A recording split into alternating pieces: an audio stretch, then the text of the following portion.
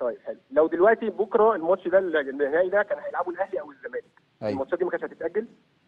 ما هو لو انت طرحت الطرح ده هيقول لك ما هو في موسم 2022 2023 الاهلي كان عنده مباراه مهمه قدام سان داونز، وبتاريخ يوم 7 مارس الاهلي كان طالب ان هو ياجل مباراه المقاولين العرب، والرابطه وقتها رفضت، قالت له هتلعب ماتش المقاولين العرب. لعب ماتش المقاولين العرب وكسب 2-1، راح خسر من سان داونز 5-2.